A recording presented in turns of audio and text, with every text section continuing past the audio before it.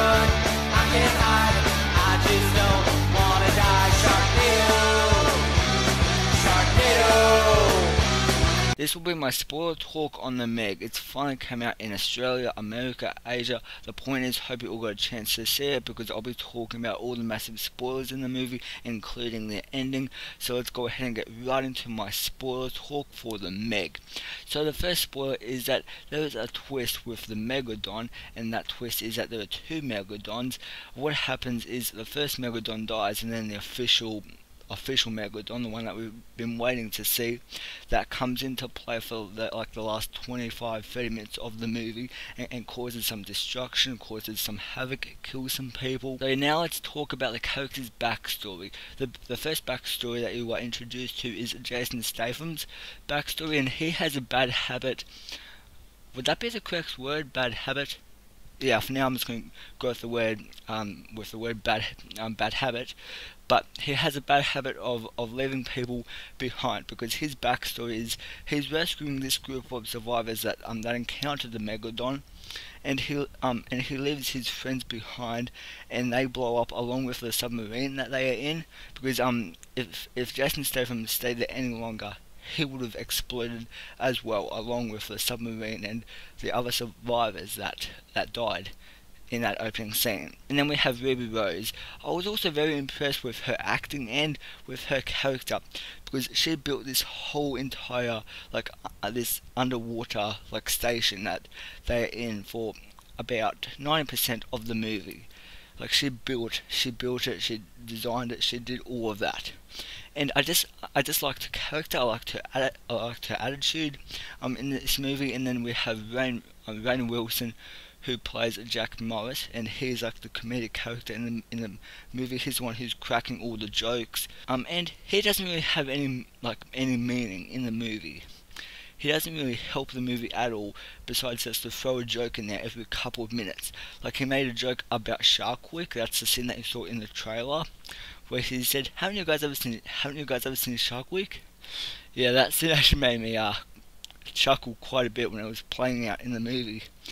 But yeah, he has quite a bit of humour that I laughed at, because that was one of my biggest positives with the movie that I said in my non-spoiler review, is I said the humour was definitely funny, and because Jason Statham, he definitely has some humour in the movie, but Jack Morris, he has a lot of jokes in the movie, and I was very sad when he died, because his death, it's so most of the deaths in this movie, they put no emotion into them, but I felt with Jack Morris's death, they actually put some emotion into it, because when he died, I was like, oh shit, no, because I did not want that to happen, because I really liked his character, because I liked his attitude, I liked the humour that he was giving, I liked the jokes that he was telling, with Shark Week and Jaws.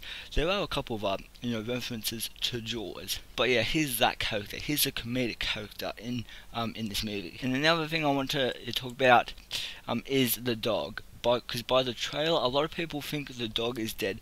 Well, there's a plot twist, people. The dog is still alive by the end of the movie.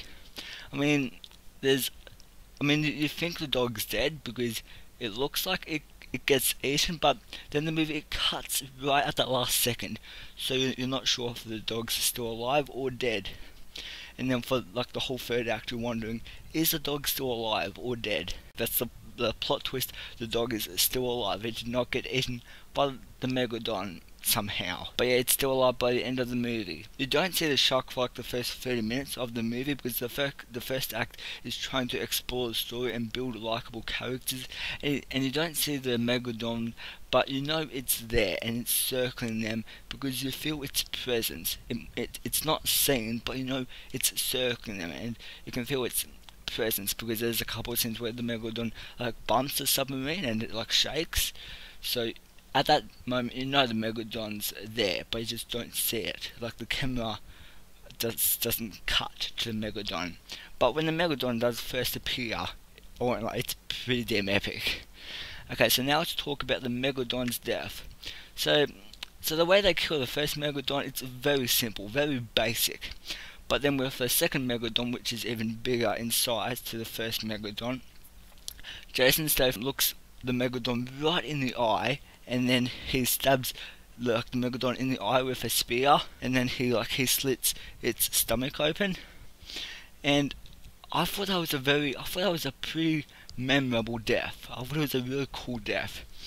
But I also found that very brave of Jason Statham, and I know like they're looking at a green screen like for 90% of this movie, but I felt like it was very brave of Jason Statham to just go and fight the Megalodon like that. And I was just waiting for this scene to happen, to when Jason Statham was going to like kick or punch the Megalodon in the in the face. I was waiting for that because it's freaking Jason Statham.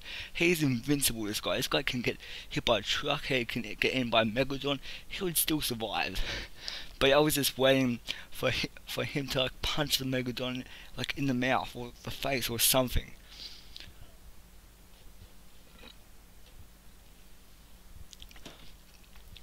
But yeah, but as far as the deaths go in this movie, there are a couple of deaths in this movie. But some of the main characters die, like Jack Morris. He was probably one of the more memorable deaths in my opinion.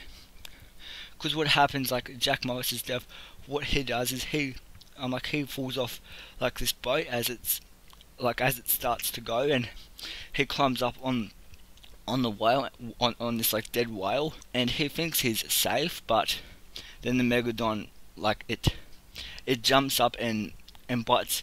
It attaches itself to the dead whale, and then Jack Morris is dead.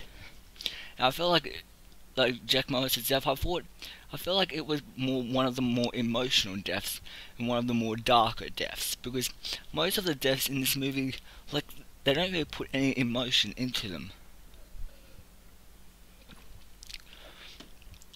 Because maybe it's because they don't build their character enough.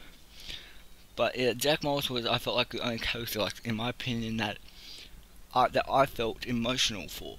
So I was like, oh shit, no, that did not just happen.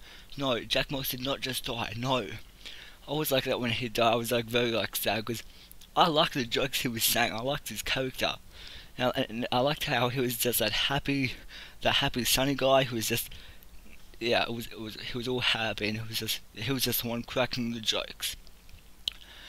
And I could have gone for some more like humour, but the humour kind of like dies down a little bit after his character dies. But there's still humour in there for sure. But then where my negatives go with this movie is it takes itself way too seriously.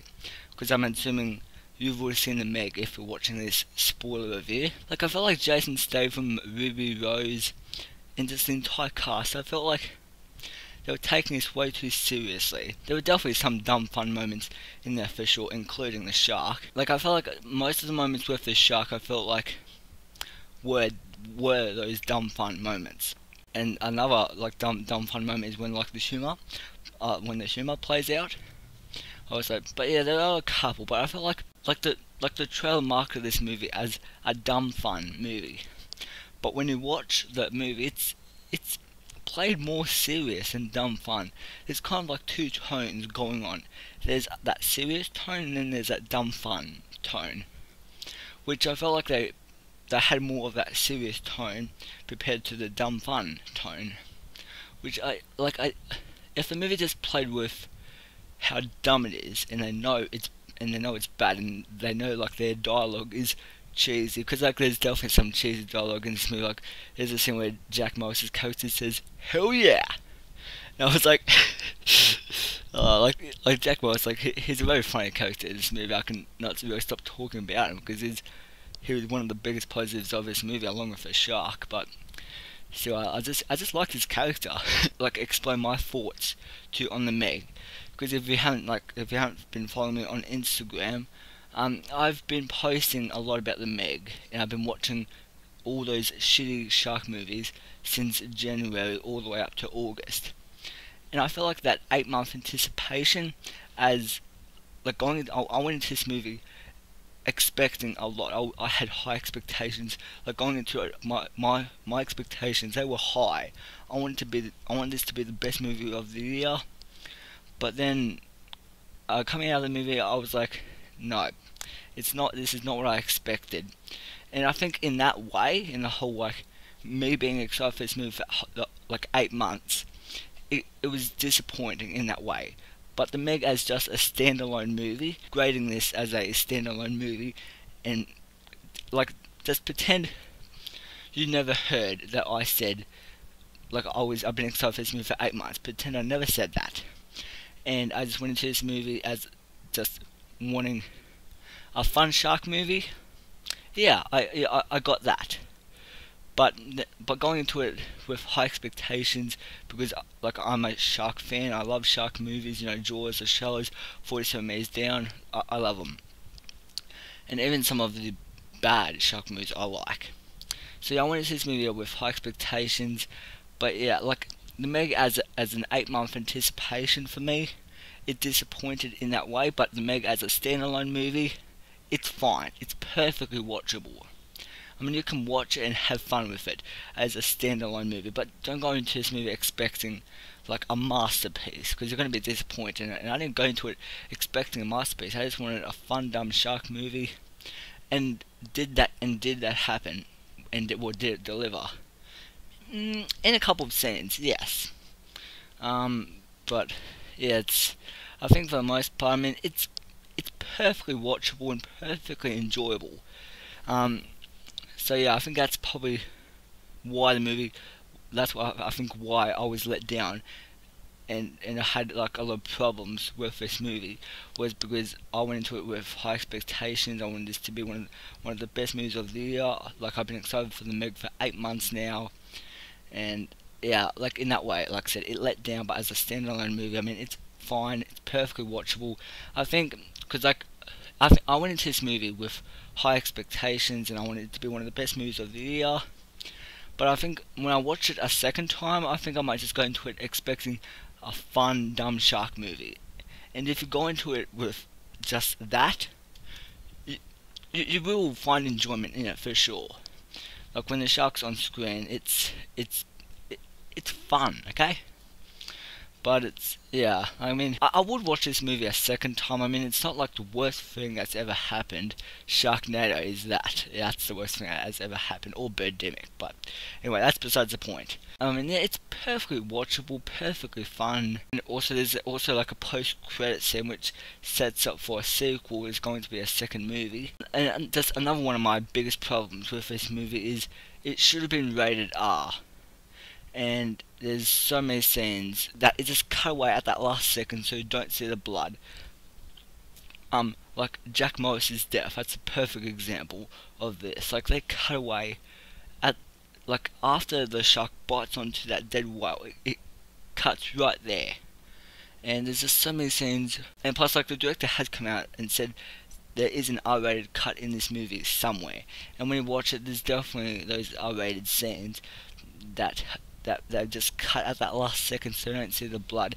And there's really not much blood in this movie. I mean, there's some human blood in some scenes, there's some animal blood, but for the most part, they just don't go for it, which I was kind of disappointed. But yeah, it's PG-13. But like, I hope maybe like when the movie does get released on Blu-ray, DVD, whatever, I hope they come out with an unrated cut, because it's like, I feel like if it's R, it would be more fun and entertaining. Yeah, I mean, yeah, like, this isn't the worst movie I've ever seen. But like I said, it's perfectly watchable, perfectly enjoyable. But yeah, I would watch this movie a second time. I mean, I had my problems with the movie. I mean, some of the characters are not great. The dialogue's extremely cheesy. But for a high budget movie, I mean, the CGI was actually pretty good. There are a couple of scenes where the CGI does look kind of off. I mean, in the third act, there's a scene when a boat is on fire. In that scene, it looks kind of like CGI. But like, I think that they used most of the budget to to make the shark look realistic and real. And I think, yeah, I just want to quickly go back to the Megalodon, because it's a spoiler talk. I want to try and give you as much information as possible in this review. So, like the Megalodon, I also like what they did with the Megalodon, because it looks old and forbidden, and it doesn't look like a normal great white shark that's Megalodon size. It actually looks old and forbidden. And I've also heard that the people who have read the books, this movie isn't really related to the books in any way, because I've heard the book opens with a Megalodon biting onto a T-Rex, I think it was. So yeah, I would have liked to see that. I would have liked to see. I wish that would have been the opening scene, like with a Megalodon just chewing on a T-Rex. That would have been awesome to see. But yeah, I think for what we got, the movie's perfectly enjoyable. But yeah, the 8-month anticipation, it's no, like I feel like as far as that went, no, it let me down in so many ways, because being excited like for the Meg for 8 months, it let me down. I mean, I wish this movie, it could have shown us more Megalodon, because there's only like, you don't see the Megalodon for like the first 30 minutes, because it's, like I said, it's trying to explore the story, trying to build likable characters. But yeah, I wish the movie would have shown us more Megalodon as well, because you see the Meg for the second act and the third act. But yeah, anyways, I think that's what I really wanted to talk about, because I'm really running out of stuff to say here, so I'm just going to really leave this video here. So anyways guys, yeah, let me know down in the comments, what did you think of the Meg? Did you like it? Did you hate it? And what was your favourite scene in the Meg? For me, my favourite scene, oh, there were actually a couple of scenes I really did like. But I think my favourite scene, that's actually kind of a hard question for me as well. Favourite scene, like there are a lot for me. I can't really choose one specific scene, but I'll just say all the Megalodon scenes, they were my favourite, like for sure, hands down. But anyways, if you have one scene in this movie that you particularly like, let me know down below. Yeah, if you have one particular favourite scene that you have in the Meg, let me know that down in the comments. Or if you have multiple favourite scenes, let me know them down in the comment section as well. And let me know, did you go into this movie with high expectations? And let me know, what were your expectations for this movie? Because I mean, I had high expectations going in. I wanted this to be one of the best movies of the year. And is it? No, I don't think it will be one of the best movies of the year. So yeah, let me know all of that down in the comment section down below. So anyways guys, I hope you have a good rest of your night, and I'll see you in the next video.